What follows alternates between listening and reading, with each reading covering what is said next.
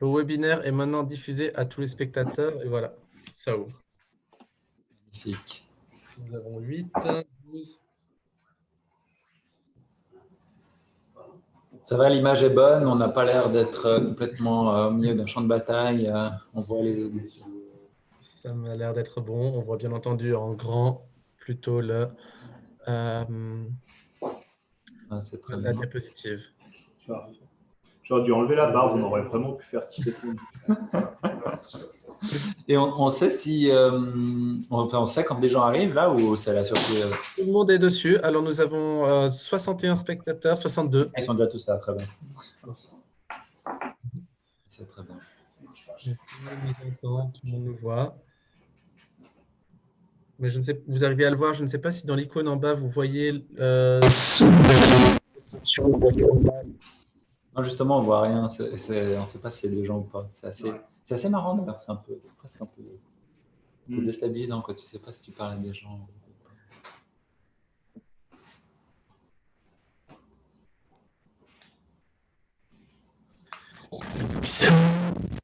On va encore attendre.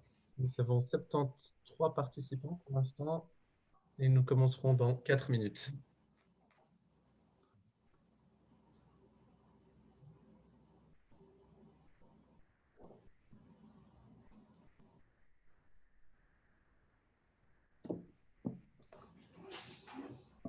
Tu as participé à beaucoup de webinaires. Je ne comprends pas très bien comment tu fais par proportion. Ouais.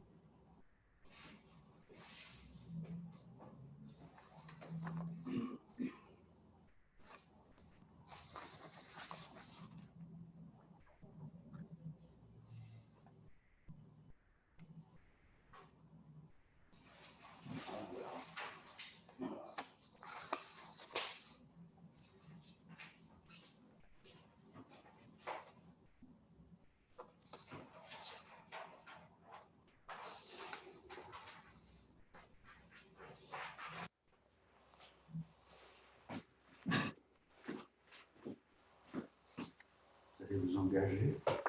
Ils sont déjà là. Ils sont là.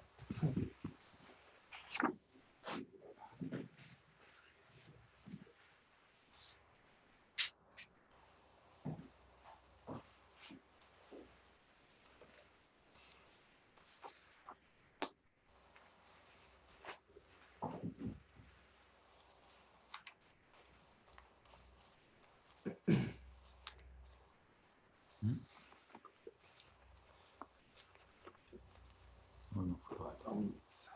Ah non, il faut aller.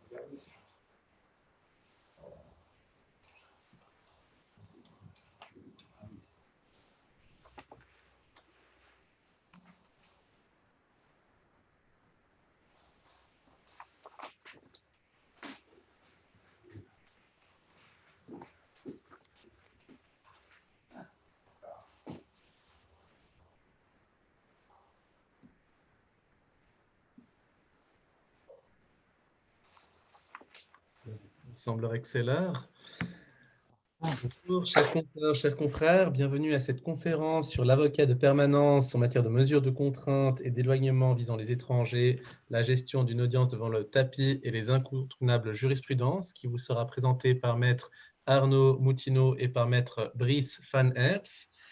Dans l'ordre alphabétique de leur prénom, maître Arnaud Moutineau est membre de la Commission des droits de l'homme, associé au sein de l'étude Créta et Moutineau. Il pratique maintenant depuis 12 ans au barreau genevois. Il a accompli diverses missions pour le CICR, notamment au Congo et au Sri Lanka. Il était responsable du groupe de Genève d'Amnesty International durant 3 ans. De son côté, maître Brice Van Herps est membre également de la Commission des droits de l'homme, c'est de la Commission des droits de l'enfant. Il est avocat au sein de l'étude Cura et associé et membre du barreau pénal international et il siège au comité d'avocats sans frontières suisse. J'ai donc le plaisir et l'honneur de leur donner la parole. La conférence durera à peu près 1 heure, 1 h 15 et sera ensuite suivie d'une séance de questions. Chers confrères, vous avez la parole. Merci, chers confrères. Merci à vous tous de votre intérêt pour la matière. On va essayer d'aller très vite parce que malheureusement, cette matière, elle est extrêmement vaste et le temps imparti est limité. On s'excuse d'avance pour ces PowerPoint qui violent probablement toutes les règles en matière de présentation PowerPoint parce qu'il y a beaucoup de texte. L'idée est que c'est un document un petit peu hybride qui doit servir de support à cette présentation, mais aussi de documents de référence si vous aviez à chercher des jurisprudences. Ça vient compléter le Vademecum que vous trouverez également sur le site de l'ODA, la Commission des droits de l'homme. Moi, j'aimerais une toute petite introduction quand même si je viens de dire qu'il fallait qu'on prenne peu de temps sur ces slides. C'est de dire que les procédures devant le tribunal administratif de première instance, tout ce qui concerne les mesures de contrainte, c'est un droit assez frustrant parce que on est quelque part devant le parent pauvre de contrôle judiciaire en matière de mesures de contrainte. Je prends toujours l'exemple d'une ordonnance pénale de 50 francs pour un parquage illégal. Vous pouvez aller expliquer votre cas au service des contraventions, ensuite au ministère public. Si ça ne vous va pas, vous allez devant le tribunal de police. Ensuite, vous allez à la cour de justice. Vous pourriez même encore aller au tribunal fédéral pour une amende de 50 francs. Quand il s'agit de savoir si on vous met en prison avant d'aller vous attacher dans un avion pour vous renvoyer à l'autre bout du monde, eh bien, vous avez une demi-heure quand tout va bien pour rencontrer votre client. Ensuite, on vous pousse dans l'arène, vous plaidez et la décision elle est rendue sur le siège. C'est une réalité avec laquelle il faut compter. Et merci pour votre intérêt pour la matière parce que c'est une matière qui a besoin de gens qui sont prêts à se mouiller le maillot pour cette défense-là qui n'est pas facile. Tout à fait. Merci beaucoup, chers consoeurs, chers confrères. Avec cette matière-là, on a un peu la pointe de l'iceberg. En dessous de cela, il n'est pas inintéressant de connaître quand même les raisons qui font que la personne en arrive à ce stade-là. Ça peut être à travers la procédure d'asile ou un parcours migratoire économique. Il y a donc tout le droit des étrangers et d'asile qui est sous-jacent à cela. Il peut être intéressant de le connaître pour comprendre la situation de la personne à défendre. Ce droit est aussi un peu particulier, c'est un patchwork, c'est un conflit d'intérêts systématiquement entre la volonté politique suisse qui est exprimée et les obligations internationales qui ne sont pas que des obligations internationales, qui sont quand même le fruit de toute la réflexion de l'état de droit depuis le siècle des Lumières. Donc, on a un peu des heurts et des éléments qui viendront être contradictoires dans la loi, mais nous y reviendrons. Alors, on peut commencer sans autre par vous présenter le plan. On va très rapidement aborder les trois formes, on va très rapidement aborder les deux premières formes de mesures de contrainte, la rétention, la restriction de liberté de mouvement. On passera beaucoup plus de temps sur les 5 formes de détention qui sont prévues par la loi. On fera ensuite quelques éléments pour les griefs principaux. Ça, c'est les éléments qu'il vous faudra en tout état de cause, quel que soit le type de détention requise, garder à l'esprit. La gestion de la procédure qui est encore plus poussée dans le Vademecum qu'on vous invite vraiment à lire. Un petit point sur des jurisprudences, pour autant qu'elle n'ait pas été intégrée en haut. Et très rapidement, ce qu'on appellera les sources, on verra cela. Alors, on parlait tout à l'heure de documents de référence. Les slides qu'il y a au chapitre 0, hein, qui sont l'aperçu des mesures de contrainte, sont exactement ça. C'est un récapitulatif des différentes mesures de contrainte avec à chaque fois le nom de la mesure, la base légale, le but, les conditions et un rappel de durée. Et ça, on ne va pas s'y attarder. C'est pour votre gouverne et qui peut servir d'élément de référence. On ne va pas commenter ça plus que ça. Et sans transition, on commence par la première des mesures de rétention sur laquelle on va passer peu de temps parce que c'est rare en pratique, c'est extrêmement rare. C'est une détention où en réalité l'autorité pense déjà que ça ne va pas durer très longtemps. C'est uniquement pour faire notifier une décision ou établir l'identité. Et il faut savoir qu'elle existe. Il faut savoir qu'elle peut être vérifiée, sa légalité peut être vérifiée ultérieurement devant le tapis, mais vous y serez peu confronté. Ce qui nous amène à la restriction de liberté de mouvement, c'est-à-dire, ça va surtout être donc les interdictions de quitter le canton, assignation à domicile ou l'interdiction d'approcher d'une certaine zone. En tant que tel, durant la permanence pour le tapis, vous n'êtes pas a priori appelé à intervenir sur ce genre de cas. Mais il est extrêmement intéressant de la connaître puisque c'est une mesure subsidiaire à toutes les formes de détention qu'il peut y avoir. Et par conséquent, il serait bon de voir si ce n'est pas cela qu'il faudrait plaider en lieu et place d'une détention, puisque, comme vous le savez, la liberté reste quand même la règle et la privation de liberté doit rester l'exception dans tout état de droit. 3 conditions alternatives sont nécessaires. Donc, comme je vous le disais, vous le plaiderez comme mesure de substitution. Vous voyez bien la chose, il y a la détention, l'ultima ratio, les restrictions de liberté au sens de 74 qui sont plus larges. Finalement, il y a quand même la liberté tout court. Donc, si vous cherchez à plaider 74 en substitution à une détention, il faudrait que les conditions en soient remplies. Comme elles sont plus larges, bien évidemment, que 75, il faut penser que si l'OCPM ou l'agent de police a plaidé les mises en détention, par défaut, les conditions de 74 sont elles aussi remplies. Et par définition, les conditions pour la liberté sont remplies, puisque l'intégralité de mesures que nous allons voir aujourd'hui sont des Kernvorschrift. Il n'y a pas d'obligation nécessairement. C'est à l'opportunité du juge de décider cela. Donc les 3 conditions, elles sont très simples. La première, elle est très large. Absence de titre de séjour, y compris d'un visa, de rien du tout. Il ne faut aucun document qui permette à la personne d'être sur le territoire. On vise bien évidemment avec ça des étrangers, donc tout ce qui est personne qui est suisse. Il y a des jurisprudences assez intéressantes. Mais un Suisse ne pourrait a priori pas faire du tout l'objet de ces mesures-là.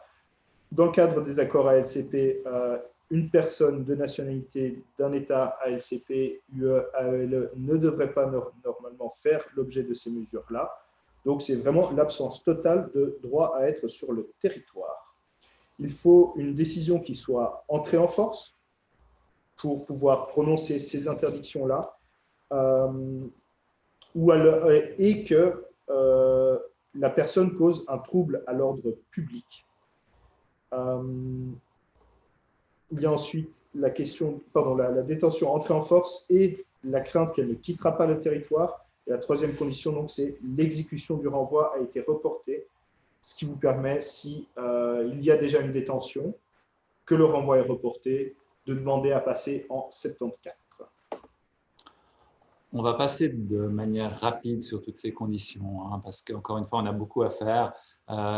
Une virgule, c'est la question du trouble à l'ordre public, parce que là, il y a des dérives qui méritent d'être combattues. C'est que jusqu'ici, la jurisprudence qui est confirmée régulièrement, c'est qu'on applique une sorte de principe de « il n'y a pas de fumée sans feu », c'est-à-dire que des gens qui sont mêlés à des procédures pénales, alors même qu'ils sont encore en plein dans la présomption d'innocence, peuvent déjà être considérés comme causant un trouble à l'ordre public. Et ça, je pense que c'est quelque chose qui va revenir dans cette présentation. Il y a des jurisprudences confirmées qui doivent malgré tout être combattues parce que la présomption d'innocence fait partie de ces principes cardinaux qui méritent qu'on se batte pour et si on laisse faire cette idée qu'il n'y a pas de fumée sans feu et puis que quelque part, le simple fait de se trouver au mauvais endroit au mauvais moment suffit pour mettre les gens en prison ou de leur appliquer des mesures de contrainte drastiques, on se trouve sur une pente glissante. Alors, dans les conditions, on avait donc la question de la décision de renvoi ou l'expulsion qui est entrée en force, ce qui m'amène justement à ce que je disais là tout à l'heure, c'est que là, on va être dans le droit de fond, si j'ose dire, par rapport au droit des étrangers. Donc, vous avez là la liste des voies de droit à l'encontre de ces éventuelles décisions. Il faut s'assurer de la possibilité encore ou non de faire recours selon le droit de fond. Vous remarquerez que pour certaines d'entre elles, c'est des délais extrêmement courts. Donc, il faut voir avec le client si la gestion de ses intérêts ne mériterait pas de se consacrer un peu aussi au dossier au fond, cas échéant de renvoyer la question à un confrère si vous-même ne souhaitez pas prendre de mandat. Ce qui permet de dire qu'effectivement, la Commission des droits de l'homme, elle est aussi un peu là pour, enfin, elle n'est pas un peu là, l'ordre des avocats, il est là pour apporter un appui aux confrères, et la Commission des droits de l'homme le fait dans ses domaines de compétences. Vous aurez les coordonnées des gens qui s'occupent du groupe Asile à la fin de cette présentation. Et si vous avez des questions et des remarques ou simplement un dossier que vous n'êtes pas en mesure de suivre pour X ou Y raison, n'hésitez surtout pas à faire suivre.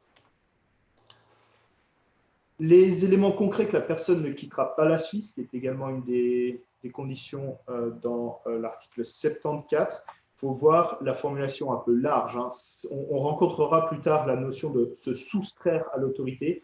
Ici, il s'agit simplement d'éléments qui permettent de croire que la personne ne quittera pas la Suisse dans le délai imparti, qui n'est pas encore la même chose que le fait d'aller se cacher dans le maquis en attendant l'écoulement des éventuels délais. Donc, il y a quand même une gradation à garder entre 74, qui est quand même plus large, plus léger que les éléments de détention. Et puis, il y a la grosse question, qu'est-ce qui permet finalement de déterminer si une personne acceptera de quitter la Suisse dans le délai? Eh bien, le juge va tout simplement poser la question à votre mandant, monsieur, madame, êtes-vous d'accord de quitter la Suisse dans le délai? C'est là que se jouera la grosse question de la confiance avec votre mandant que vous aurez tout juste rencontré, puisque si la personne répond non, je crois que le juge a de quoi retenir que la personne n'a pas l'intention de quitter la Suisse dans le délai, ce qui lui permettra de retenir en effet cette absence de collaboration, plus généralement au travers de la procédure. Donc, expliquez bien à votre client que dès l'instant où il dit non, il prête quand même fortement le flanc à une mise en détention, à tout le moins à des mesures selon 74. Ce qui est évidemment particulier. Hein. C'est sûr que, à plus forte raison, avec le peu de temps à disposition pour expliquer aux gens à quelle sauce ils vont être mangés, quand vous devez leur expliquer que, par hypothèse, ils n'ont absolument pas envie de quitter la Suisse, mais que le meilleur moyen de ne pas la quitter, c'est justement de ne pas être retenu en prison et donc de dire qu'ils ont absolument envie de quitter la Suisse, c'est un petit peu particulier. Ça fait partie des controverses de cette matière. Voilà, ça a déjà été mentionné. Donc, ça, c'est en cas de report. Donc, ça, c'est l'autorité, hein, donc l'OCPM ou la police qui décide du report de l'expulsion. Ça permet de basculer de la détention à 74. Alors là, on rentre dans le vif du sujet. Hein, la première des mesures de contrainte à laquelle vous serez réellement confronté dans le cadre de cette permanence. La détention en phase préparatoire, c'est une détention qui est prononcée en vue du traitement de la décision sur l'asile, sur le renvoi. La durée, elle est de 6 mois au maximum. Ça veut dire que l'autorité, elle doit avoir tranché cette question dans les 6 mois qui suivent la détention. Mais cette affirmation, elle est un petit peu… elle est à nuancer parce que c'est bien la détention en phase préparatoire qui est d'une durée de 6 mois maximum. Il ne faut surtout pas qu'après avoir lu 75, vous vous dites « Ah, c'est bon, 6 mois maximum, je vais tout de suite expliquer ça à mon client », parce qu'elle peut évidemment être suivie d'autres formes de détention. Donc, surtout pas expliquer au client que même si le cas est mort, bouclé, il ne fera jamais plus de 6 mois. On n'a, par hypothèse, pas de décision après 6 mois. On peut avoir encore d'autres formes de détention par la suite et on y viendra tout à l'heure. Les conditions pour 75, elles sont assez clairement listées dans la loi. Le premier élément, c'est l'absence de titre de séjour. Donc, c'est-à-dire que l'autorité, l'OCPM en général, le SEM éventuellement, est encore en train de statuer sur la demande de titre de séjour de la personne éventuelle. Ou, si la personne n'a jamais eu de titre de séjour, n'en a pas demandé, elle est en train de rendre sa décision de renvoi à la personne. Ce qui pose la question éventuelle, vu la formulation de la loi, de savoir si l'autorité finit par trancher la question du titre de séjour, elle dit non, vous n'avez pas le droit à un titre de séjour, mais elle ne met pas dedans dans sa décision de renvoi. Qu'en est-il? La doctrine semble assez claire là-dessus. On resterait dans 75, malgré la formulation a priori que c'est une période de préparation de la décision sur le titre de séjour.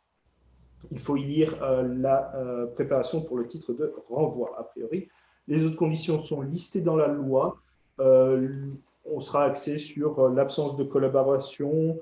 Si une mesure en 74 était précédemment faite et qu'elle n'a pas été respectée, on peut basculer sur 75. L'interdiction d'entrée en Suisse qui aurait été prise de longue date, qui n'a pas été respectée. Et ce qu'on peut appeler les demandes d'asile qui sont perçues comme étant de mauvaise foi par les autorités, c'est-à-dire une demande d'asile que l'on viendrait déposer après le retrait du permis B pour mariage, la demande d'asile que l'on viendrait à déposer parce que justement on vient interpeller la personne en vue de la placer en détention. Donc toutes ces demandes d'asile que l'on pourrait qualifier de tardives justifieraient en fait à elles toutes seules, en plus donc de l'absence de titre de séjour, la mise en détention selon 75.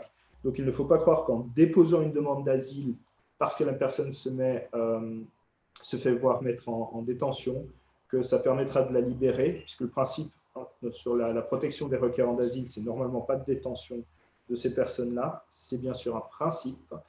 Donc, il ne faut pas penser qu'en la déposant, vous aurez la possibilité de faire sortir la personne de détention. C'est au contraire un élément qui a été prévu par la loi comme permettant la détention.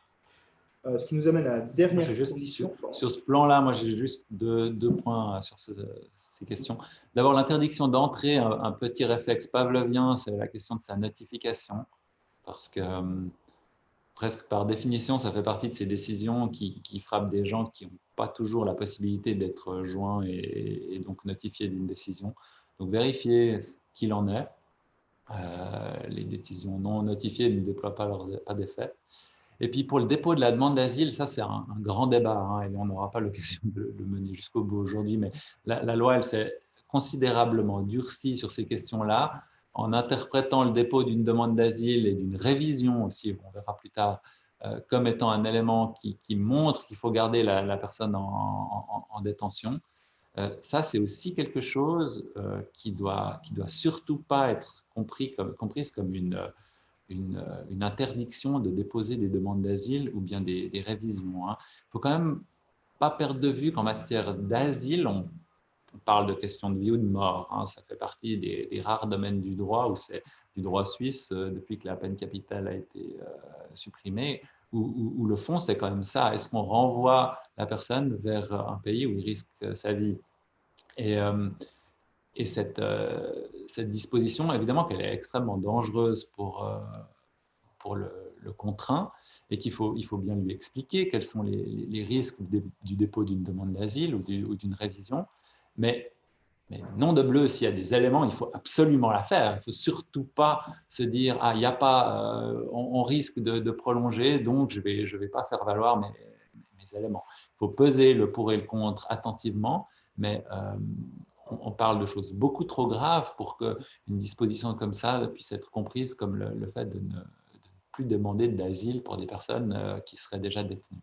Ah, tout à fait, surtout qu'a priori dans ces situations-là, la personne détenue ou à détenir, selon l'OCPM, elle préférera de loin passer encore du temps à Frambois ou Favras que de risquer sa vie ou son intégrité corporelle dans son pays de renvoi. Alors là, on retourne sur, enfin on retourne, non, on suit la condition qu'on avait brièvement abordée sous l'angle de l'article 74, c'est-à-dire le trouble à l'ordre public, et bien là, on a une gradation. Pour 75, ça devient une menace sérieuse. Et puis, il faut absolument une poursuite pénale, quitte à ce qu'elle n'ait pas encore été fait l'objet d'une condamnation.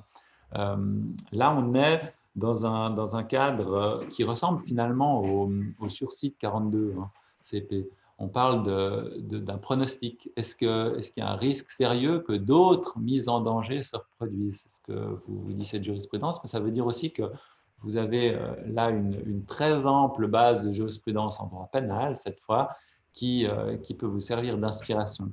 Parce qu'il ne suffit pas d'avoir fait pour en déduire qu'on refera. Et on parle vraiment de pronostic qui doit se baser sur l'ensemble des circonstances du cas.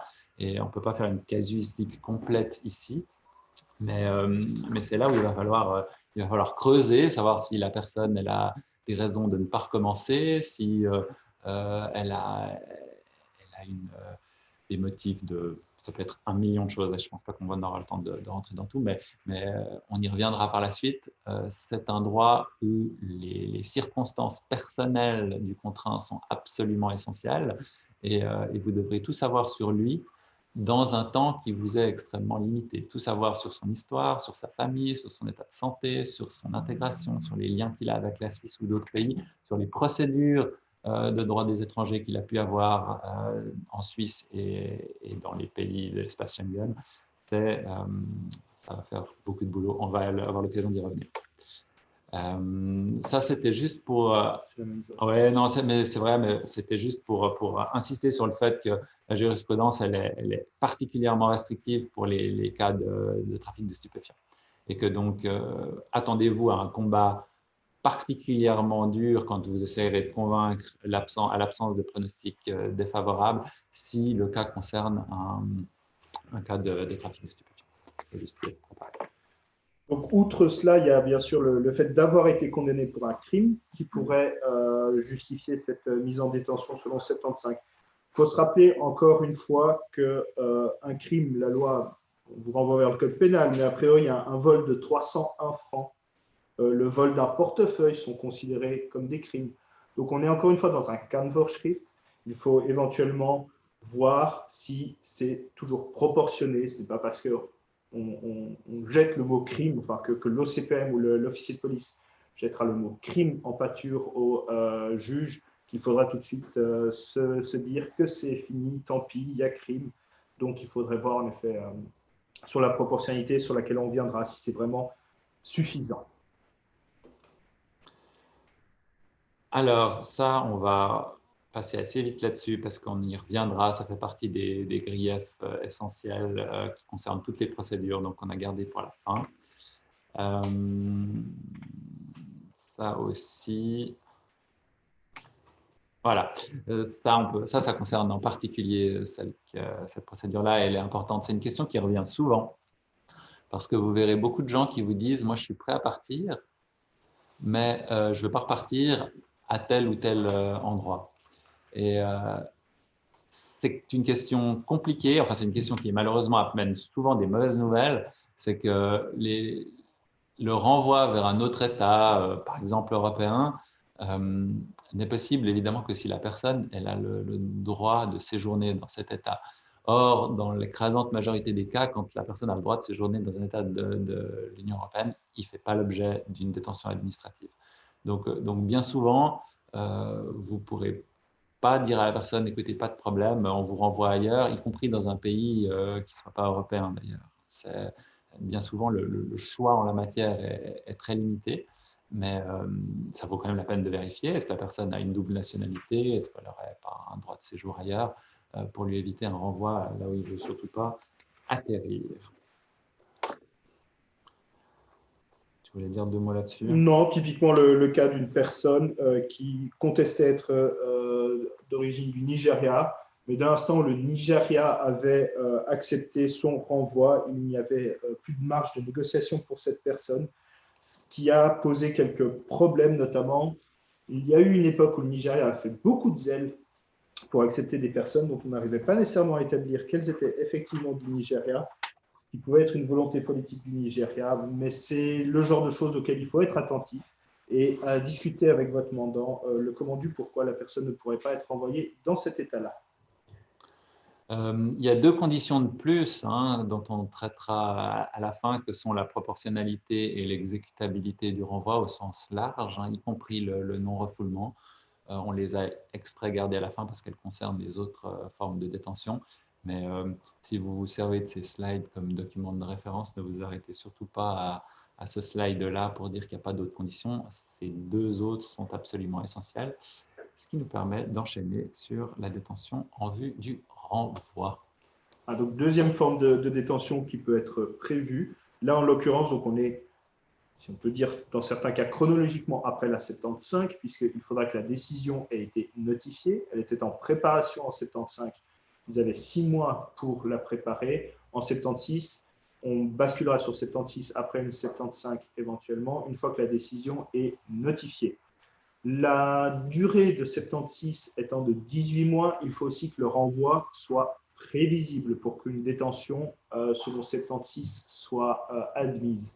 Il faut donc qu'une procédure de renvoi soit en cours. Ça ne veut pas dire qu'il faut que la procédure de détention soit en cours. Ça veut dire qu'il faut que le secrétariat d'État aux migrations ait pris contact avec l'État requis, le cas échéant, ait fait le nécessaire pour réserver un billet d'avion, ait fait le nécessaire pour permettre le retour. Il y aura dans le dossier qui vous sera transmis ces éléments-là normalement. S'il n'y a au stade de la détention en 76 même pas un début de la part du SEM d'avoir tenté de réserver un billet d'avion, d'avoir cherché à organiser un vol, l'article 76 vous permettrait de dire que le renvoi ne semble pas prévisible et d'essayer de le faire refuser par le juge.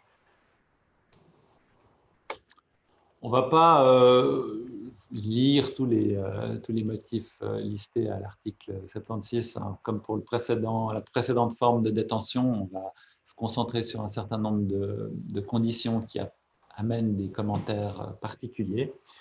Et en particulier, la question du risque de fuite.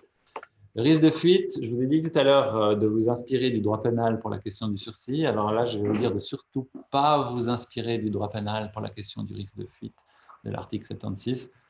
Pourquoi? Parce qu'en droit pénal, étranger égale risque de fuite dans le 99,9% des cas. Là, vous ne traiterez qu'avec des étrangers, donc il va falloir faire preuve de créativité. Ce que la jurisprudence permet d'ailleurs. On n'est pas dans une application de la même manière de cette notion de risque de fuite. Il faut, et ça a été rappelé, des éléments concrets, et le fait que la personne ait, par exemple, donné des indications inexactes ne suffit pas. Il faut une conjonction de facteurs qui convainquent le juge que la personne, quoi qu'on fasse, elle ne rentrera pas de son plein gré. Et je crois que c'est quelque chose qu'il faut toujours avoir à l'esprit quand on traite des questions de détention administrative, c'est que le but, c'est vraiment ça, c'est de garder les gens incarcérés parce qu'on est convaincu qu'ils n'obtempéreront pas de leur plein gré à l'ordre qui leur sera fait de quitter le pays.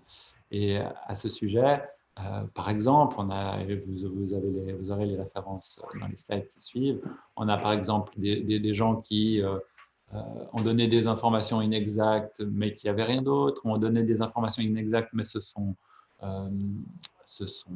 corrigés par la suite, ont expliqué pourquoi il y avait eu une imprécision dans leur première déclaration.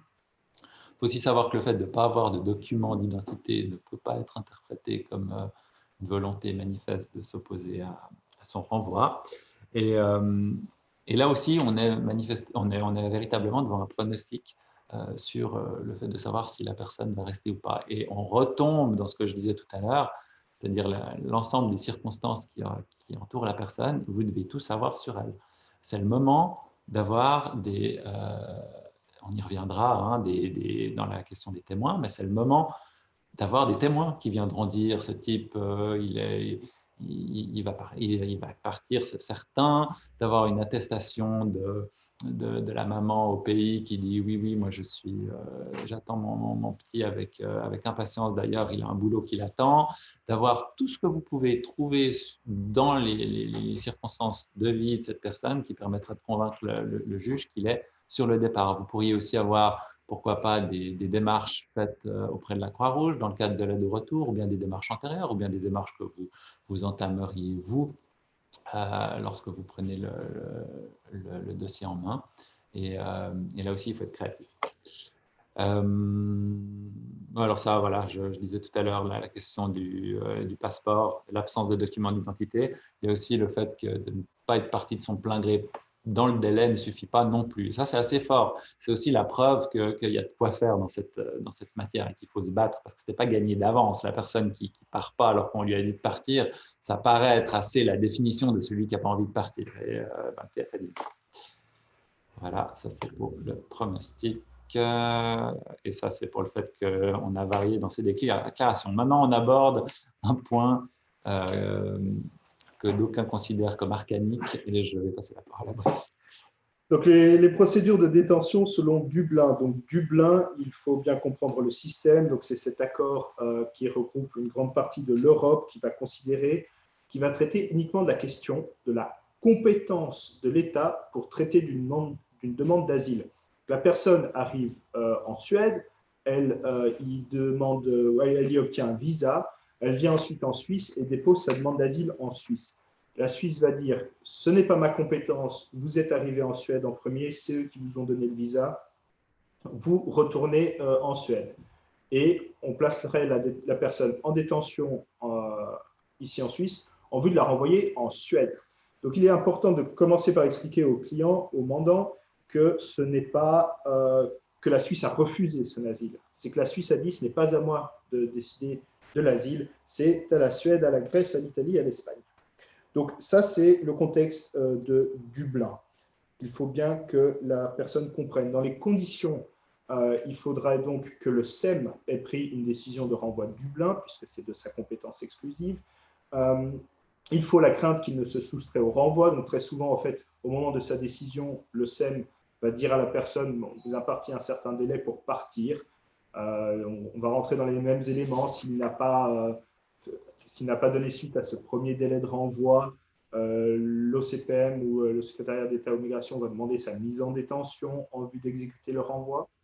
La détention doit être proportionnelle. Alors bien évidemment que toutes les mesures doivent être proportionnelles, mais là, comme justement, on est dans la transcription dans la loi suisse des accords de Dublin et que l'accord de Dublin mentionne expressément cela a été mis dans la loi, au contraire des autres éléments pour lesquels elle reste implicitement, bien sûr, nécessaire, cette proportionnalité. Donc, une petite redite, puisque la quatrième condition, c'est aucune mesure moins coercitive. Sur la procédure Dublin, toujours, c'est-à-dire que la procédure doit être en cours. La procédure Dublin, c'est la Suisse qui va donc contacter l'État dans lequel la personne sera rentrée en premier, ou l'État qui aura accordé le visa à la personne pour entrer dans l'espace Schengen. Donc, la Suisse doit avoir contacté l'État requis pour faire en sorte qu'elle renvoie la personne là-bas. Elle a 6 mois pour le faire. La Suisse doit avoir renvoyé la personne dans le pays Dublin compétent au sens de la Suisse dans les 6 mois. Elle doit donc demander l'accord du pays requis, étant précisé que l'absence de réponse du pays requis est considérée comme un accord tacite. Si cela n'a pas pu être fait dans les 6 mois, il faut que la Suisse, dans les 6 mois, demande la prolongation du délai qui peut aller jusqu'à 18 mois pour renvoyer la personne dans le cadre de Dublin. Là aussi, l'absence de réponse de l'État requis vaut acceptation tacite.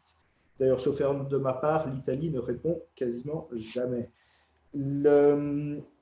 Très important, donc vous avez à l'article 76A, alinéa 2, la liste des motifs qui permettent d'expliquer cette crainte qu'il ne se soustrait au renvoi.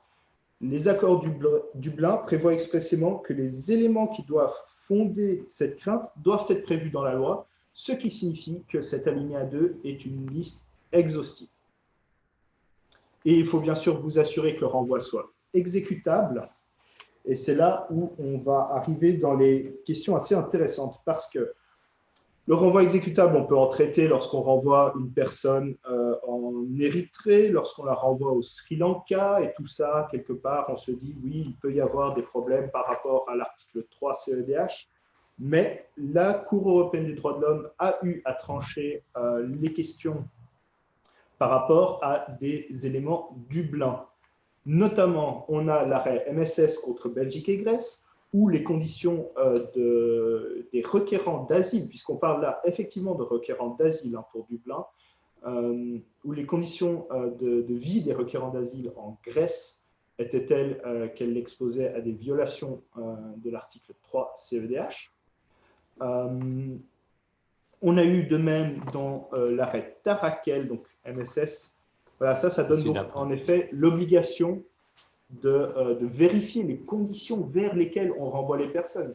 Et j'anticipe un peu sur la suite, mais ça fait qu'il faudra vérifier notamment l'actualité, les éléments qu'il peut y avoir. Il y a énormément de publications là-dessus d'Amnesty International ou autres, Human Rights Watch, sur les conditions dans les pays, notamment Italie et Grèce, des requérants d'asile, se tenir informé des évolutions de situation.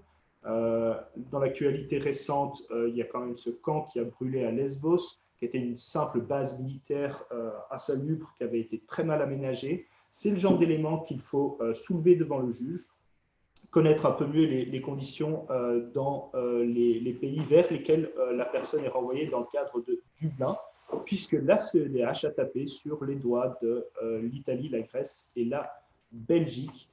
L'Italie notamment, on avait eu le cas avec des familles qui, la CEDH avait un temps suspendu et refusé les renvois de familles en Italie vu l'insalubrité des conditions de vie des personnes requérantes d'asile là-bas. Alors, c'est une évolution, hein, c'est vrai que ça remonte à 2014. Il y a régulièrement des rapports des États aussi, qui sont plus ou moins consultables pour certains, mais sachez que le SEM se rend notamment hors Dublin, dans les pays d'origine aussi des personnes, pour voir comment sont accueillies les personnes qui sont renvoyées, si des mesures sont prises. Donc tout ça, il y a de la littérature sur Internet là-dessus, sur les situations des États, Human Rights Watch, Amnesty International, que ce soit Dublin ou pas Dublin, ce n'est pas inintéressant de vérifier. Pour les personnes malades aussi, il y a toujours les questions d'accès aux soins pour les personnes séropositives ou avec une hépatite. Comment sont-elles prises en charge dans ces pays-là?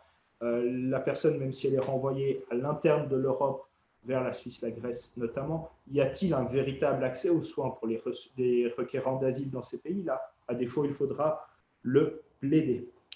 Alors peut-être juste encore, si on a eu une seconde. Ah, tu voulais encore dire? Non. Ok. Non, lisez le règlement Dublin. C'est un peu idiot comme conseil, mais ça fait partie de ces procédures qui ont l'air arcaniques, parce que tout le monde a entendu parler de Dublin, des cas Dublin, et puis peu on fait l'effort de voir à quoi ça correspond, parce que le règlement Dublin, c'est avant tout une liste de critères qui permet de déterminer qui est compétent pour traiter d'un cas d'asile en Europe. Et c'est quelque chose qui sort un tout petit peu de la question des mesures de contrainte, parce qu'en réalité, c'est une question qui se pose aussi en amont, mais qui peut avoir son intérêt, comme l'a mis en avant Brice. J'aimerais aussi qu'on prenne, non pas une minute de silence, mais une minute d'enthousiasme pour réaliser à quel point ces arrêts de la CEDH sont essentiels, parce que vous entendrez aussi et vous lirez aussi dans le cadre de vos interventions devant le tapis et la cour que vous n'êtes pas là pour réexaminer les conditions d'asile. Eh bien, même dans un cas Dublin où c'est censé être extrêmement automatique, ça vaut la peine de se poser la question. Je rajouterai encore une chose sur l'actualité, puis la nécessité de sortir un peu du cas, enfin pas sortir du cas, sortir du dossier papier qui vous est transmis. On a eu l'occasion de l'aborder sur la question des circonstances personnelles, la situation du contraint. Pour l'actualité, c'est tout aussi vrai. Faites vraiment un métier difficile devant le tapis, parce que en plus des quelques feuilles que contient le dossier, qui sont bien souvent insuffisants, et de tout ce que vous aurez pu réunir sur ces circonstances de vie, eh bien, l'actualité, les différentes mouvances politiques et les différents événements qui se passent d'un bout à l'autre du globe ont leur intérêt. Je mentionnerai quand même, en plus par exemple, effectivement, Amnesty et Human Rights Watch, ça vaut la peine d'aller voir ce que fait MSF. MSF fait d'excellents rapports dans un certain nombre de cas de figure. L'ONU, hein, que ce soit le Conseil des droits de l'homme ou n'importe lequel des organes des traités des Nations Unies, ont aussi d'abondantes littératures sur le sujet. Je sais que le site internet de l'ONU, leur moteur de recherche, n'est pas d'une clarté limpide, mais ils produisent un nombre conséquent de rapports. Puis il y a aussi les journaux. Hein. Rien ne vous empêche et vous êtes encouragé à produire des articles de journaux internationaux ou locaux qui mettent en avant des violations sur le territoire des pays concernés. Un tout dernier mot sur Dublin. Il n'y a parfois pas de problème. La personne pourra très bien accepter que, ma foi, la Suède, c'est un petit peu plus froid, mais ce n'est pas pire que la Suisse. Mais il est aussi possible que la personne ait certaines inquiétudes, notamment parce qu'elle a entendu parler des situations dans le pays vers lequel elle serait renvoyée, des requérants d'asile. Il est possible de s'adresser au SEM et de demander qu'ils exigent des garanties de l'État requis pour qu'ils puissent, pour pouvoir rassurer votre client. Oui, on va vous renvoyer en Grèce, la situation n'y est pas glorieuse, mais le secrétariat d'État aux migrations suisse a demandé et obtenu, idéalement, il faudra insister, réécrire pour cela, des garanties de la part de l'État que vous aurez accès aux soins. J'ai eu moi le cas d'un couple avec une grossesse en cours et presque à terme, que les personnes souhaitaient mettre en détention pour pouvoir les renvoyer. Et on a négocié avec le SEM jusqu'à ce que finalement les 6 mois étaient passés, de sorte qu'ils sont restés ici. Mais saisir le secrétariat d'État aux migrations sur des garanties par rapport au renvoi à Dublin n'est pas du tout inintéressant. Alors ça, c'est aussi une détention sur laquelle on va passer comme chat sur braise parce qu'elle n'est pas fréquente dans le cadre de la permanence. Il faut savoir qu'elle existe, mais c'est vraiment pas un point que vous serez amené à traiter ni régulièrement ni tout court en réalité. La condition est très claire, outre les autres éléments, c'est simplement que l'autorité a dû elle-même faire le nécessaire pour avoir les laissés passer pour que la personne rentre dans son pays. C'est une détention très courte, 60 jours seul. Ouais. Et puis la raison pour laquelle il n'est pas certain que vous ayez beaucoup à le traiter, c'est que quand on commence à avoir des problèmes de ce type-là qui nécessitent une détention de plus longue durée, eh bien on tombe sur la détention pour insoumission, qui elle est la dernière et la plus incisive des formes de détention. Là, on commence à être réellement à la limite entre le droit pénal et le droit administratif. Enfin, en réalité, la limite, elle est déjà largement franchie, hein, à mon sens, malgré une position un petit peu plus nuancée de la jurisprudence. C'est-à-dire que la question de savoir si on est dans un cadre de droit pénal punitif ou est-ce qu'on est dans le cadre de droit administratif d'exécution d'une décision administrative relevant du droit des étrangers. La jurisprudence de la CEDH sur la question est claire, hein, et elle concerne non pas la finalité ou la philosophie ou l'intitulé de la loi à partir du moment où la conséquence c'est une détention. La CEDH y attache un caractère de droit pénal avec toutes les garanties et les cautèles qui s'y adjoignent. Alors jusqu'ici, on est vraiment à entre-deux, hein, dans un entre-deux en Suisse. Et quand je dis un entre-deux, c'est que c'est globalement un entre-deux qui penche très largement en faveur du droit administratif. On y reviendra tout à l'heure, hein, mais les cautèles, les garanties du procès équitable qu'on voit en droit pénal sont très largement absents des procédures de mesures de contrainte. La détention pour insoumission, c'est vraiment l'exemple où la limite entre les deux, à mon avis, n'est plus possible parce que c'est donc quelqu'un qui refuse de partir et qu'on ne peut pas forcer parce qu'il n'y a pas de vol spécial, c'est la circonstance principale. Et donc, pour lui apprendre à vivre, eh bien, on le garde en détention avec l'espoir que ça le fasse changer d'avis. C'est ça la détention pour insoumission.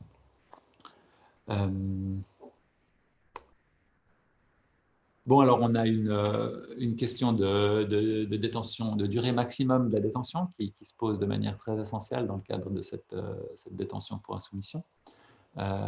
Puisqu'on parle de 18 mois dans la loi, il faut savoir que ces 18 mois sont très attaqués et qu'aujourd'hui, on a une jurisprudence qui tend vers une possible prolongation de ces 18 mois, mais dans des circonstances qui restent assez limitées. C'est-à-dire que c'est 18 mois par procédure de renvoi.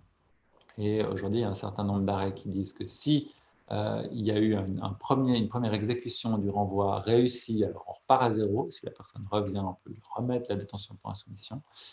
Et que s'il obtient une décision, un permis entre deux, il est détenu, il obtient un permis, il le perd, il peut aussi avoir un deuxième cas de renvoi et donc un compte à rebours qui recommence.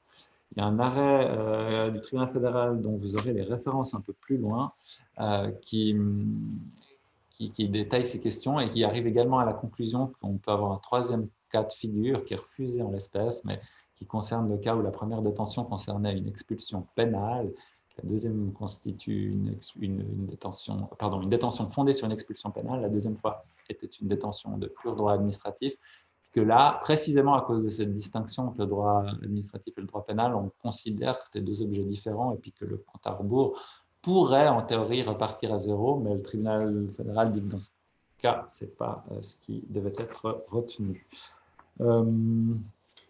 Rajouter autre chose sur la détention pour insoumission ? Non. Alors on arrive aux griefs principaux, c'est-à-dire ceux qui doivent être vérifiés dans tous les cas quand on prend un dossier en main au tapis. Alors la durée de la détention, c'est essentiel. On a 96 heures pour que la conformité de la détention avec la loi soit examinée par le tapis. C'est relativement rare que cette durée soit dépassée, mais ça doit vraiment faire partie des réflexes pavloviens numéro 1. Le délai il commence au moment où la détention pour du droit des étrangers commence. C'est-à-dire que ce n'est pas au moment où l'officier de police il ordonne la détention, ça peut être bien plus tôt. Puis comme on parle d'heures, là, eh bien, chaque heure compte. Il faut bien vérifier à partir de quand il a été interpellé. On peut avoir des cas limites, qui ne sont pas limites, mais qui peuvent être sujets à confusion. Si par exemple la personne était en détention pénale, ça peut arriver. Alors là, le délai il commence à courir à partir de la levée d'écrou. C'est pas au moment où il a été arrêté il y a 6 mois, 2 jours ou 3 semaines. Et un autre cas qui peut prêter à confusion, c'est la rétention dont on a parlé un peu plus tôt, qui peut être ordonnée pour une durée de 3 jours. Alors, comme c'est une autre forme de détention, s'il y a eu une décision de rétention préalable, on peut avoir un problème avec le délai de 96 heures. Ayant fait un petit tour d'horizon des praticiens de cette matière, c'est quelque chose qui a l'air rarissime et à notre connaissance, ça n'a jamais été porté devant le tribunal fédéral, la question de savoir si on peut réellement se passer du respect des 96 heures sous prétexte qu'il y a eu une décision de rétention parce qu'il fallait notifier la décision et ou vérifier l'identité de la personne. Dans le cas où, par hypothèse, cette première décision de rétention soit surtout un prétexte pour éviter les 96 heures. Et ça, ce sera certainement à vous de faire jurisprudence sur cette question. Oui, alors si le délai de 96 heures, peut-être évidemment les conséquences, si le délai de 96 heures est passé, la conséquence c'est la mise en liberté, sauf s'il y a une question d'ordre public prépondérant qui s'y oppose. Et là, on parle de danger. Donc on rentre dans des cadres beaucoup plus stricts que le simple fait de ne pas se soumettre à une décision de départ ou bien d'avoir raconté des bobards pendant la procédure. Et ça, c'est quelque chose auquel il doit être conclu avec la dernière énergie. Tac, exécutabilité du renvoi. Voilà, l'exécutabilité du renvoi. Donc ça, c'est quand même quelque chose qui va être assez intéressant. Vous pouvez vous référer aux slides ici qui sont restés au slide 23, 24, 25 sur lesquels on était passé là tout à l'heure. En fait, l'exécutabilité du renvoi, on en a déjà beaucoup parlé. On vous répondra systématiquement qu'il n'appartient pas au tribunal administratif de première instance de revenir sur la décision d'asile de la personne ou sur la décision de renvoi ou sur la décision d'expulsion. Mais la jurisprudence, notamment de la Cour européenne des droits de l'homme qu'on a citée là tout à l'heure, nous en dit autre chose, puisqu'il faut quand même garder à l'esprit que si il y a eu, par hypothèse, un écoulement du temps entre la décision de renvoi et le placement en détention en vue du renvoi, ben, l'exécutabilité du dit renvoi a pu changer. Donc, ce n'est pas inintéressant quand même de le soulever, de rappeler que ça ne pourra pas être fait le cas échéant. Imaginez tout simplement le renvoi d'une personne dans un des pays concernés par le printemps arabe. La décision de renvoi avait pu être prise 1 an ou 2 auparavant. Et puis, par hypothèse, on cherche à le renvoyer en plein printemps arabe. Le TAPI n'a-t-il vraiment pas à analyser cette question-là ? Ce serait assez léger, donc il y aurait de toute façon une vérification à faire dans ces cas-là pour tout événement similaire qui viendrait à arriver. On aurait dans ce cas-là les éléments aussi de voir, il faut quand même des éléments importants qui empêcheraient le renvoi. C'est là où on peut avoir des questions de la santé de la personne, auquel cas il vous faudra venir préparer avec des certificats médicaux, le cas échéant. Il faut des raisons qui fassent vraiment craindre et des éléments quand même un peu concrets à établir qui fassent craindre que la vie ou l'intégrité corporelle de la personne soit en danger. Je vous parlais là tout à l'heure d'un cas, par exemple, le renvoi d'une personne avec de l'hépatite C en Géorgie peut poser des questions selon la prise en charge de ce genre de maladie là-bas. Et tout autre élément, il faut quand même si le juge aura tendance à vous dire, si vous commencez à avancer des arguments dans ce sens-là, ou si vous apprêtez à le plaider, il vous dira le TAPI n'est pas compétent pour revoir la décision d'asile ou la décision. Il faut dire que si. Il y a de la jurisprudence très claire.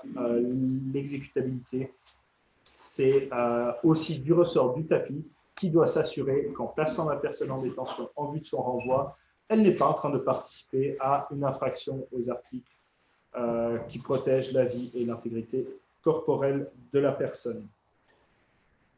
En réalité, vous avez le cas de figure où il y a des éléments nouveaux qui n'ont pas été pris en compte par les autorités dans le cadre de la procédure d'asile. Et ça devrait s'accompagner, cas échéant, d'une demande de révision de la précédente décision. Mais vous pouvez aussi avoir, et puis c'est là où il y a une tension dans la manière de voir l'obligation de non-refoulement. Vous pourriez parfaitement avoir un cas où la procédure d'asile elle a eu lieu et qu'il ne s'agit pas réellement d'événements nouveaux, mais dont il n'y a jamais vraiment eu la possibilité pour la personne, pour X raisons, mauvais conseil, manque de volonté, incompréhension ou autre, de faire valoir les éléments qui auraient dû mener à une vision différente de son cas d'asile. Et là, attendez-vous à ce qu'en audience, on vous demande de passer à côté de ces questions-là. Si vous posez la question à la personne de savoir pourquoi il a quitté son pays d'origine, vous verrez immédiatement le magistrat grincer des dents et puis au bout de la troisième question sur le sujet, commencer à vous expliquer que ce n'est pas le sujet. C'est le sujet. Simplement, il faut que ce soit, comme l'a rappelé Maître Van Herps, des raisons importantes, les fameux triftige Gründe. Mais à partir du moment où vous pouvez démontrer que c'est absolument le cas, il faut y aller. Donc ça ne doit pas être un élément momentanément impossible. Il faut quand même quelque chose sur la durée. On peut notamment citer donc l'État, l'État qui refuserait le retour de son ressortissant. Et il faut surtout aussi que ce ne soit pas nécessairement prévisible dans un délai prévisible. Parce qu'encore une fois, la détention, elle est limitée à 18 mois maximum pour la détention pour insoumission et pour la détention selon 76. Donc, si on a un élément qui serait momentané, mais qui excéderait les 18 mois, bah, c'est même quelque part dans l'avantage de votre partie adverse, hein, qui est l'OCPM ou l'officier de police, de refuser la détention. Puisque ces 18 mois, une fois qu'ils sont faits, ils sont faits. Et s'il y a durant cette période de 18 mois l'impossibilité de renvoyer la personne, elle aura fait ces 18 mois et puis après, on ne pourra de toute façon pas la mettre en détention à nouveau. Donc, il faudra aussi expliquer à la partie adverse que c'est éventuellement dans son intérêt à elle de garder la personne, d'admettre la libération de la personne tant que les raisons juridiques ou matérielles qui empêchent l'exécutabilité du renvoi existent et persistent. Alors pour une raison qui m'échappe, sur cette version-là des slides, vous n'avez pas la dernière jurisprudence Covid. On va vous la rajouter au moment où les slides seront disponibles. Évidemment que la pandémie n'épargne aucun domaine et que les mesures de contrainte n'y font pas exception. Il a quand même fallu aller jusqu'au tribunal fédéral pour qu'il soit décidé que dans la mesure où on ne peut pas exécuter un renvoi aujourd'hui à cause de la pandémie, eh bien on ne peut pas garder les gens en détention pour ça. C'était un cas nigérian, ça fait rare. Mais on a d'abord été des bons élèves à Genève avec la fermeture des centres de détention administrative au plus fort de la pandémie. Ensuite, on a été mauvais élèves en considérant que dès que le confinement strict était passé, eh bien, on pouvait se permettre de garder les gens en détention avec le vague espoir qu'à plus ou moins long terme, on finisse par pouvoir exécuter à nouveau les renvois. Donc ça, c'est pour ceux qui plaideront maintenant dans les jours et les semaines à venir, c'est une jurisprudence à claironner sur tous les toits parce que c'est clair qu'avec des frontières fermées, on ne peut pas exécuter le renvoi et on ne peut donc pas garder les gens en détention. Tout à fait. Il s'agit de l'arrêt 2C 634 de 2020. Le 2C 634 de 2020 du 3 septembre 2020. Bon, alors ça, quelque part, c'est le même grief, hein, sauf que dans un cas, il est plus, enfin, c'est pas le même grief, mais le non-refoulement fait partie de l'inexécutabilité du renvoi. On en a déjà parlé. Vous avez un certain nombre de références supplémentaires. La proportionnalité. Oui. Oui, alors bien évidemment que la proportionnalité, c'est et ça reste un des grands principes de l'état de droit, donc il n'y a pas de raison qu'il ne s'applique pas ici. C'est l'élément qui vous permettra de faire rentrer la plupart des arguments que vous pourriez avoir. Encore une fois, c'est un Kannvorschrift, la mise en détention. Le juge le fait s'il estime que c'est nécessaire. Très souvent, la vision est quand même différente de cela dans la mesure où l'OCPM va avancer tous ses arguments pour dire qu'il le faut absolument vu le risque de disparition de la personne. Pour rappeler que la proportionnalité va vous permettre de faire rentrer là-dedans en effet les éléments de santé, les éléments de soins de la personne qui serait nécessaire, les éléments familiaux qui auraient pu évoluer entre la demande de mise en détention et la prise de décision du renvoi. Il y a vraiment énormément d'éléments qui peuvent être mis au chausse-pied, si j'ose dire, dans la proportionnalité. Donc, il faut vraiment garder cela à l'esprit. C'est vrai que c'est un peu le grand principe, c'est aussi le fourre-tout, mais dans le bon sens du terme. Et ça vous permet aussi de donner la réplique à un magistrat qui considérerait que ce que vous êtes en train d'expliquer sur le parcours particulièrement lourd de la personne et sa situation personnelle insupportable ne rentre pas dans les critères de la loi. C'est pas vrai. On parle quand même de détention de personnes qui n'ont rien fait de mal, hein, au sens juridique du terme. On ne leur reproche rien, c'est pas du droit pénal. Donc la question de la proportionnalité se pose d'autant plus. Et puis, vous pourriez parfaitement avoir un cas ou du fait des circonstances, c'est simplement trop choquant de garder la personne en détention. Ça doit être plaidé avec forcément hein, l'information au client quant au succès d'une telle démarche, mais ça fait partie des critères qui peuvent être mis en avant. Doivent être mis en avant. Ce qui nous amène à la gestion de la procédure. Alors, la gestion de la procédure, c'est en effet l'aspect plus pratique, plus concret pour vous. Non, tu voulais parler des conditions de détention. Il y avait les conditions de détention. Il n'y a pas qui sont enlevées. Oui, bon, c'est pas très grave. On va vous rajouter les références. Si elles arrivent dans les jurisprudences après, on en parle après. Oui. On va rapidement passer là-dessus. Parce que. Moi, je pense que c'est quand même mieux qu'on parle d'abord. Alors, parlons d'abord des conditions de détention.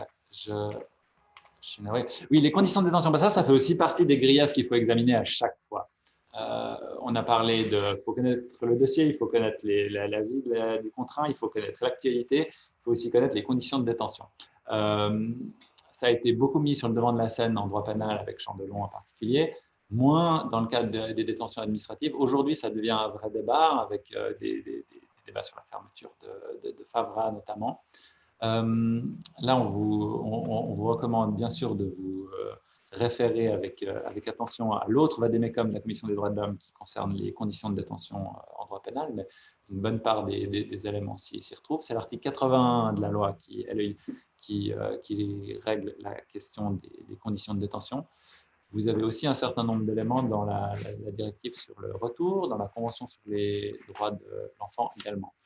Ce qu'il faut savoir, c'est que d'abord, les conditions de détention administrative en ce moment sont mauvaises. Donc, on est à un moment, à mon avis, charnière, où on pourrait obtenir le même genre d'arrêt de principe qu'on a eu pour Chandelon en 2014, qui constate l'illicéité de la détention, qui constate que c'est une violation de l'article 3 de la Convention européenne des droits de l'homme et 80 LEI.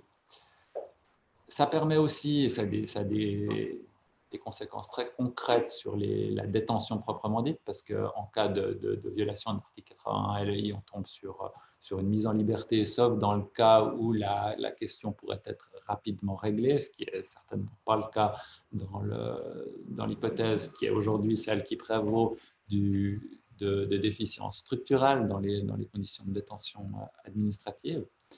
Et quelque chose qui va aussi faire l'objet, à mon avis, de jurisprudence future sur le sujet, c'est que c'est la direction de la procédure en charge de la détention qui vérifie les conditions de détention. Ça veut dire que c'est le tribunal administratif de première instance, et c'est l'arrêt qui apparaît là, qui est chargé de vérifier si les conditions de détention sont les bonnes, ce qui va assez largement au-delà de ce qui a été jusqu'ici fait. Parce que, autrement dit, ça veut dire que si vous rendez vraisemblable qu'il y a des problèmes, ben là, vous ouvrez tout un pan de l'instruction qui est très différent d'une audience où on plaide, on entend des témoins, puis on s'en va. Ça veut dire que le tapis doit ensuite, de manière proactive, eh bien, demander un rapport, pourquoi pas faire un transport sur place, une expertise ou que sais-je. Ça veut dire qu'il devient une autorité à qui on peut demander une réelle enquête avec plein pouvoir, puisqu'on parle d'établissement d'office des faits, sur les conditions de détention des contraints.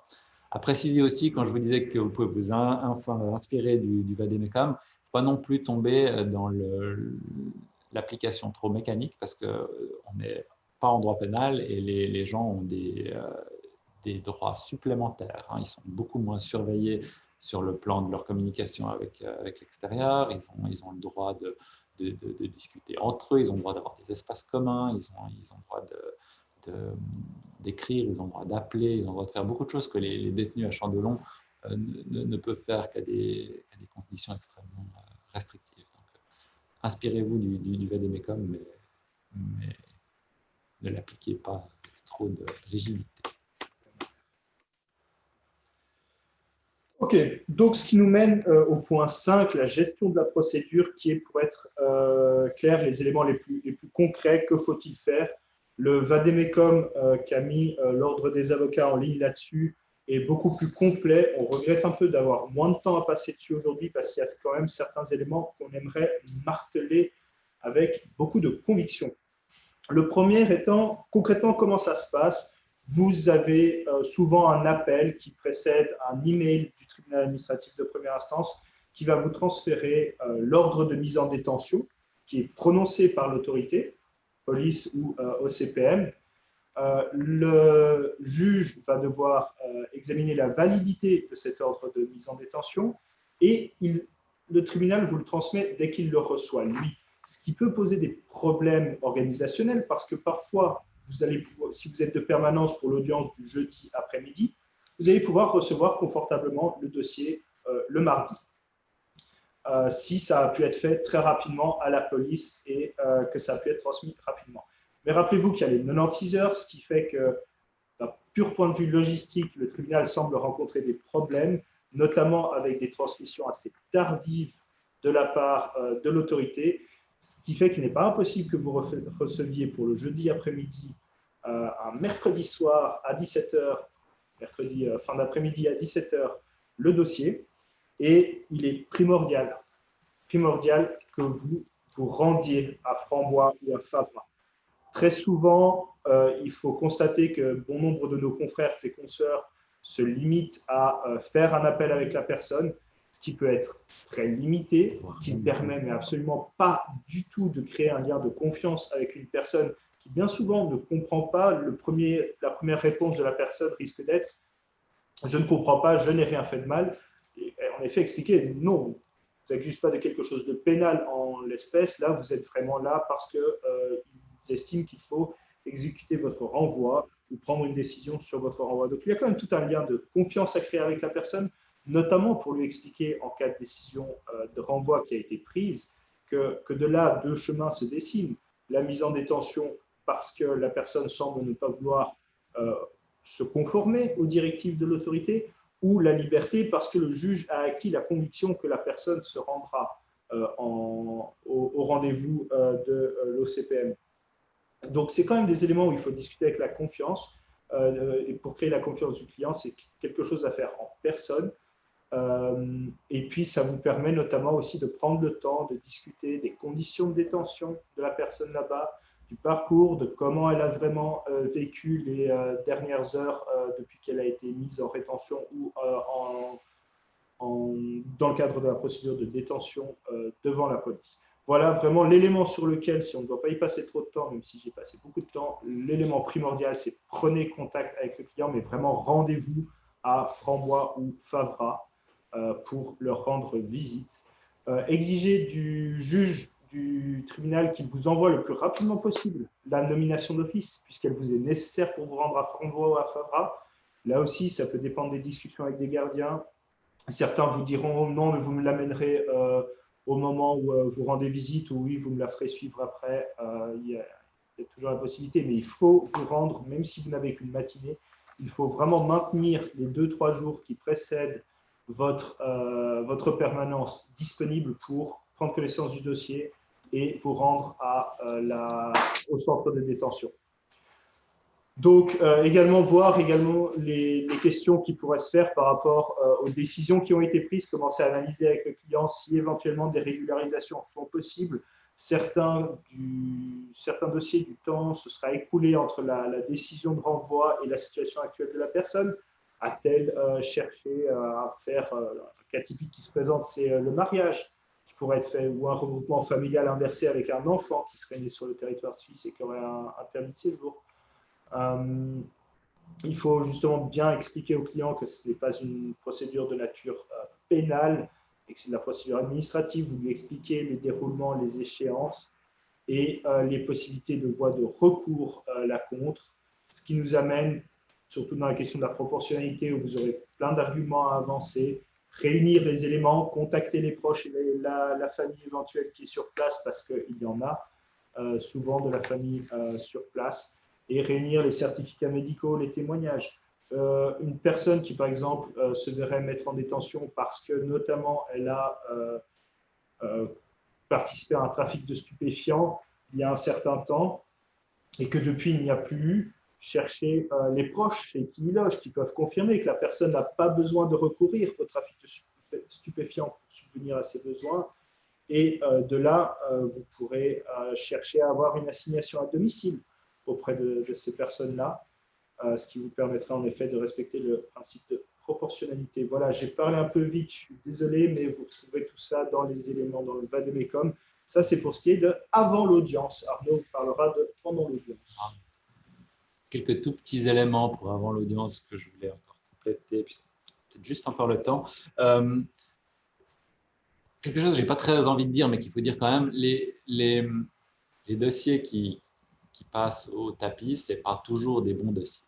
Il y en a quand même beaucoup qui sont difficiles à défendre.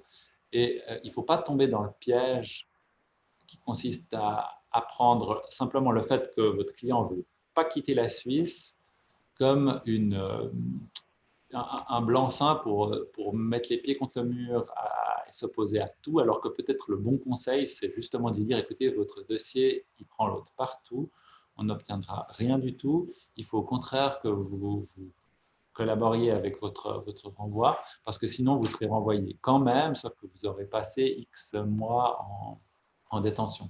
Et ça, c'est un conseil à prendre avec des pincettes, parce que ça va un peu contre la nature de l'avocat qui doit défendre et éviter la détention et éviter les renvois forcés. Je pense que c'est quelque chose qui doit, au moins qui devrait enthousiasmer aussi les gens qui plaident devant cette juridiction.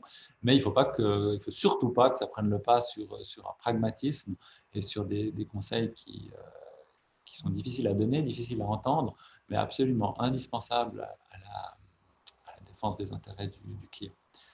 Deux points aussi très concrets, n'oubliez surtout pas, alors vous le faites à chaque fois avec des nouveaux clients, mais en particulier là, lui faire signer une procuration et puis lui donner vos coordonnées précises, parce que la procuration, parce que vous ne savez pas quand, ou dans quelles circonstances vous allez la revoir, cette personne. Et il peut être absolument indispensable pour vous de pouvoir intervenir pour elle, d'où la procuration, et il peut être absolument indispensable pour elle d'avoir à vous contacter. Donc, faites ces deux choses-là. C'est un des rares cas où vous n'aurez peut-être pas d'autre possibilité de le faire. Gestion de la procédure pendant l'audience. Alors, il faut savoir que la Commission des droits de l'homme et le bâtonnier rencontrent régulièrement maintenant le tribunal administratif de première instance pour un peu s'échanger les doléances des uns et des autres, les suggestions des uns et des autres. Et puis ce chapitre sera aussi l'occasion de rappeler certains points que le tribunal met en avant sur la manière dont les gens interviennent devant lui. Il faut savoir que nous, on avait un certain nombre de doléances qui ont été pour certains reçues avec bienveillance, pour d'autres moins. Et parmi celles qui ont été reçues avec un peu moins de bienveillance, c'est que nous, on déplorait le fait que les avocats étaient un peu découragés de formuler des questions préjudicielles et de plaider, sous la simple forme de la police de l'audience, où on ne vous demande pas si vous avez des questions préjudicielles, on rentre tout de suite dans le vif et puis on ne prend pas le temps de purger ces questions. Puis à la fin de l'audience, on essaye de faire comprendre que le dossier il est clair et qu'on peut rendre une décision sans avoir encore à se prêter à un exercice de plaidoirie. La réponse du tribunal, et je pense qu'elle est pleine de sens aussi, même si elle a ses limites, c'est que le tribunal n'est pas là pour materner les avocats. Ce n'est pas faux. Je pense que ça n'empêche pas, et quand on le compare au droit pénal, ça paraît une évidence, donc ça n'empêche pas que la police de l'audience implique de laisser des espaces pour ça, mais vous devez vous imposer. Il faut se lever en début de procédure, dire « moi j'ai des questions préjudicielles, je pense que tel témoin doit être entendu, je pense que telle pièce doit être retirée, je pense que… » Et il faut absolument pas hésiter à le faire. Et à la fin de la procédure, pareil, il faut absolument s'imposer. Le tribunal n'a sur ce plan-là pas son mot à dire. Ça fait partie de votre boulot et ce serait une faute professionnelle de ne pas le faire. Prendre des conclusions claires, alors ça, on l'avait mis dans la première version de formation au tout début, parce qu'il y avait encore des gens qui concluaient à l'acquittement des gens dans des contraintes devant le tribunal administratif. On n'est pas dans une question de culpabilité.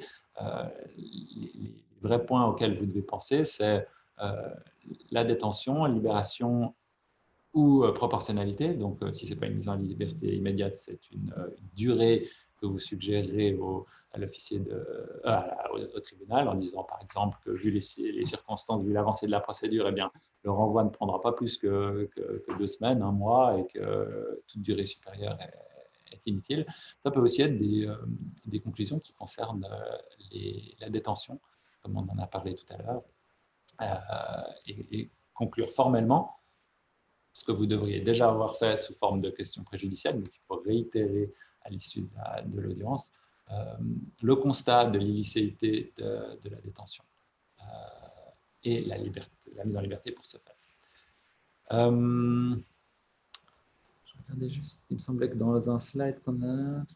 Oui, je voulais rajouter une chose qu'on n'a pas mis là, mais n'oubliez pas que vous aurez une partie adverse.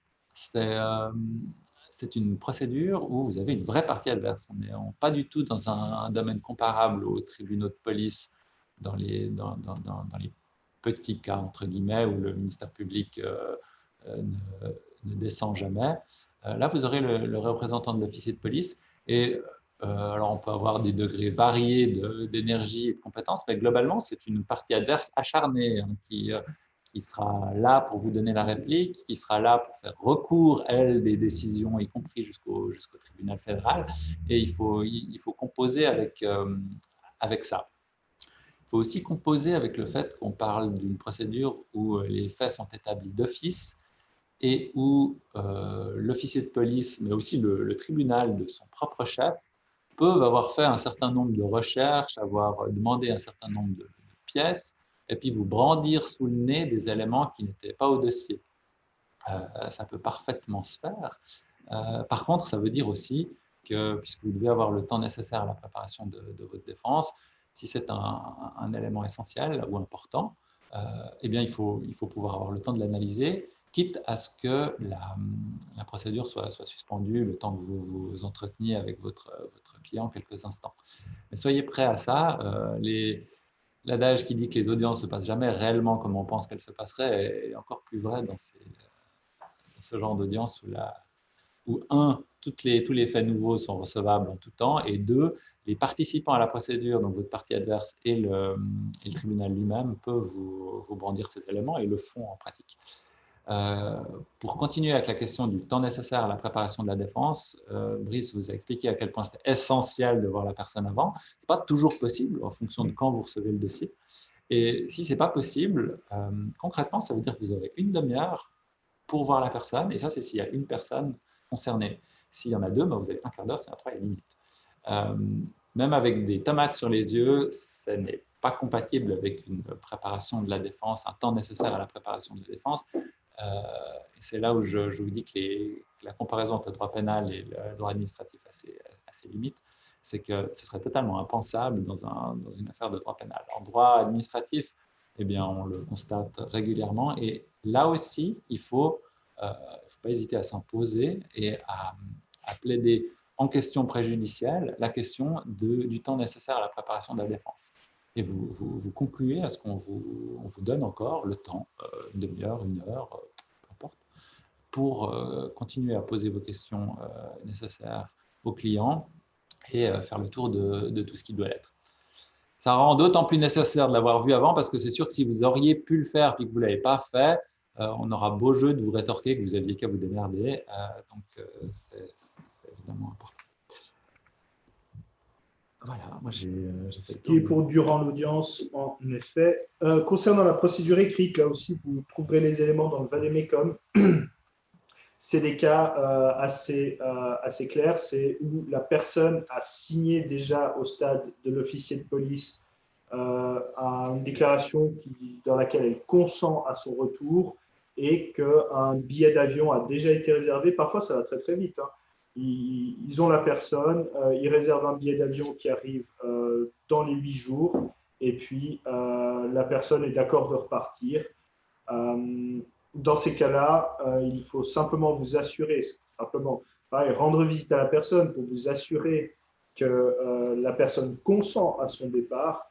À défaut de consentement au départ, il faut tout de suite en informer le tapis.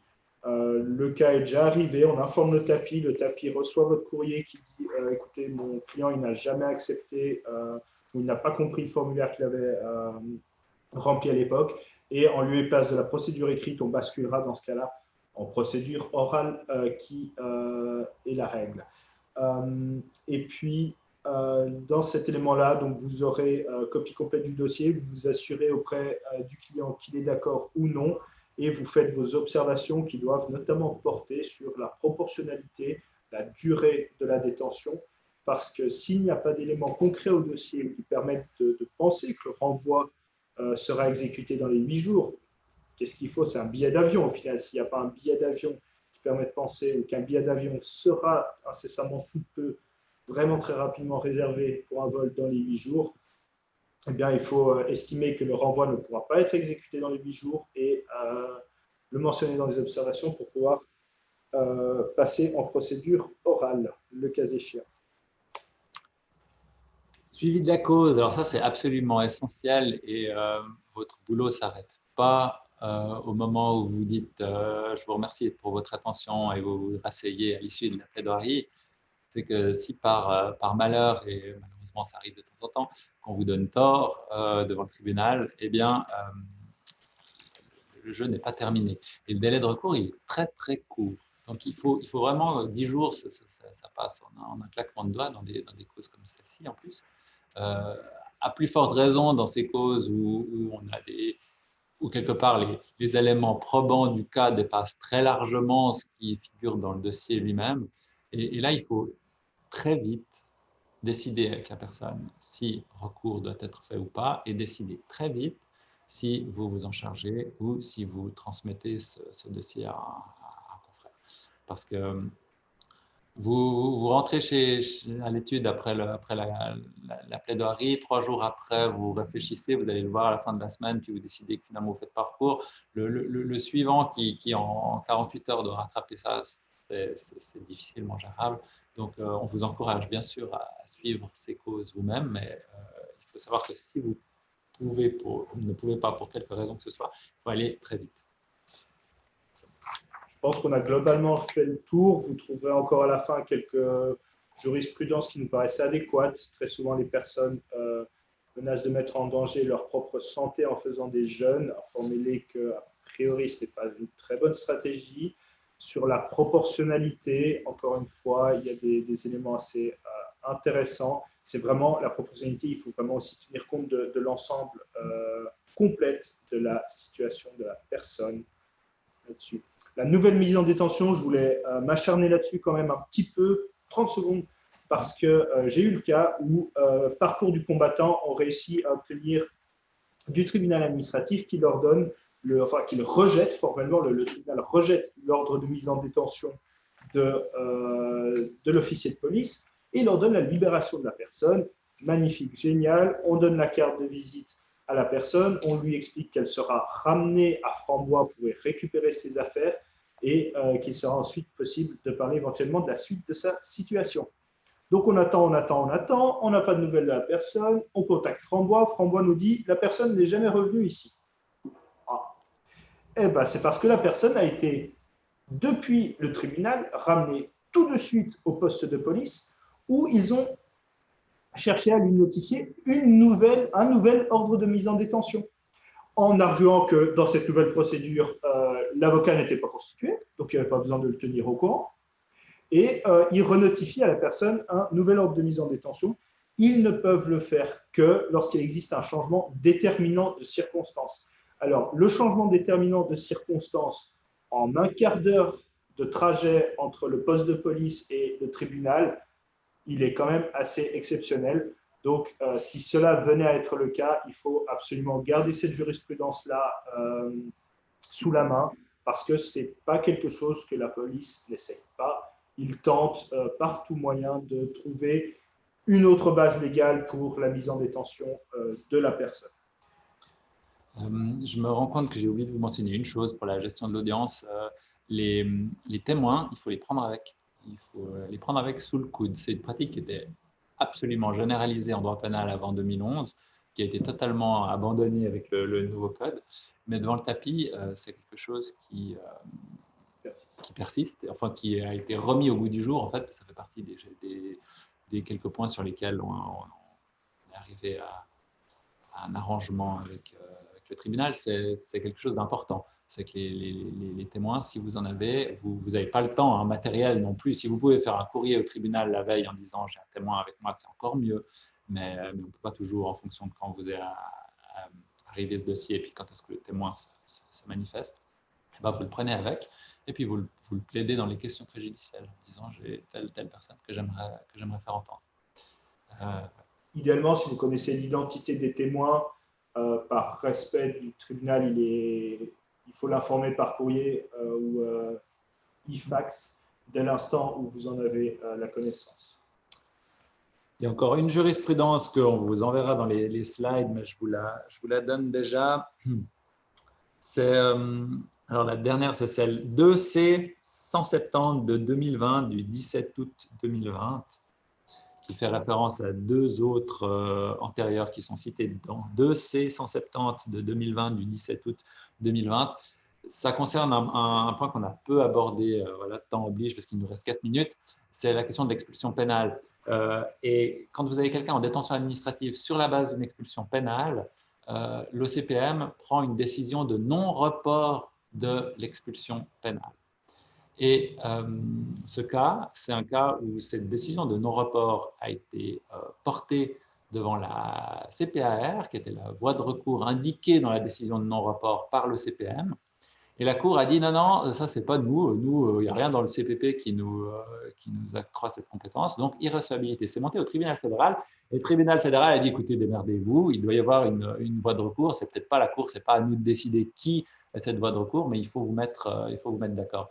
Et en attendant, vu le fait qu'en ce moment, la Cour constitutionnelle est saisie de ce conflit de compétences, on ne peut pas garder les gens en détention. Et c'est la règle que je viens de vous mentionner, c'est quelqu'un qui a été mis en liberté à cause de ça. À ma connaissance, à la connaissance du petit tour d'horizon qu'on a fait, cette question elle reste pendante, mais on parle d'une décision qui devrait aboutir incessamment. Donc, si vous avez quelqu'un qui est mis en détention sur la base d'une expulsion pénale, faites recours et puis prévalez-vous de cette décision pour demander la mise en liberté. Quelques sources utiles, voilà, je crois qu'on a déjà dit, on a mentionné, rajouter les journaux, rajouter tous les documents onusiens, rajouter aussi mais on va vous le mettre dans les slides, hein. Il y a l'Organisation suisse d'aide aux réfugiés, l'OSAR, produit un manuel qui est excellent, qui s'appelle le Manuel de la procédure d'asile et de renvoi. La deuxième édition est relativement récente, 2018-2016. Et elle est pleine d'éléments essentiels. Dernier point, à part qu'il faut évidemment pas hésiter à nous contacter si vous avez des questions après cette conférence, si on n'a pas le temps de le faire maintenant, c'est qu'on a de gros problèmes à avoir une vision claire des décisions qui sont rendues par le tribunal puisqu'ils ne sont pas publiés et la Cour ne publie qu'au compte-gouttes ces arrêts. Donc, si vous avez des décisions qui vous paraissent intéressantes, à quelque égard que ce soit, eh bien, c'est un appel à contribution. Envoyez-nous ces décisions, caviardées, bien sûr. Et nous, ça nous permet aussi de monitorer un peu ce qui se passe, de réagir à certaines problématiques et puis de les intégrer à des formations de ce type-là et dans nos discussions avec le tribunal. Voilà. Je vous remercie pour votre attention. Et je ne sais pas si on a encore le temps pour les questions. C'est le maître du sablier, maître Tano Bart, qui va nous le dire. Alors, merci beaucoup, maître Moutino, maître Banners, pour cette magnifique conférence. Alors, je vois qu'il y a une question qui nous a été posée par le biais de la conversation. Je me permets de vous la retransmettre. Peut-être ai-je raté l'information, mais à Genève, l'officier de police compétent est-il bien le commissaire de police? Oui, c'est le commissaire de police. Sachant que je suis sincèrement pas tout à fait au clair là-dessus, puisque quand il s'agit de mise en détention ou de prolongation des détentions, avant, il y avait une distinction assez claire entre l'officier de police pour la mise en détention, l'OCPM pour la continuité de ça. Comme ils étaient extrêmement surchargés, ils ont, sauf erreur de ma part, créé une fusion entre deux services. Donc, ça peut être une personne de l'OCPM, comme ça peut être en effet le commissaire de police. Mais après, à l'audience, il peut y avoir des délégués, bien évidemment, du commissaire de police. Ce n'est pas le commissaire de police lui-même qui vient pour cela. Je lis une deuxième question donc, que je vous transmets. Une demande de mise en liberté peut-elle bien être faite en tout temps? Oui. Absolument. Absolument. Et puis, il y a même mieux que ça, c'est que donc il y a un certain nombre de cas de figure dans la loi où ça vous est limité, hein, où on peut vous limiter à une durée d'un mois ou 2 mois pour faire une demande de mise en liberté. La jurisprudence sur ce point-là, elle est claire. S'il y a des éléments nouveaux importants, vous pouvez le faire en tout temps, même si vous êtes encore dans une phase où vous n'y seriez en principe pas autorisé. On peut vous mettre la jurisprudence relative ou les références dans les slides. Je crois qu'ils n'y sont pas. Je vais rajouter ça. Bien. Alors, vu qu'il n'y a pas d'autres questions et que nous sommes un peu limités par le temps, alors je me permets encore une fois de remercier Maître Moutino et Maître Van Herps pour leur magnifique conférence et pour cette boîte à outils claire et concrète permettant de gérer au mieux les audiences au tapis. Concernant les diapositives, celles-ci seront mises dans les jours qui suivent, ou peut-être la semaine qui suit, sur le site web du Jeune Barreau de la conférence. Et vous avez ici encore les liens des adresses mail pour les questions que vous pourriez avoir par la suite. Encore une fois, un grand merci à Maître Moutino et Maître Van Herps. Merci à vous pour votre engagement et votre attention. Merci au Jeune Barreau de nous d'héberger cette conférence.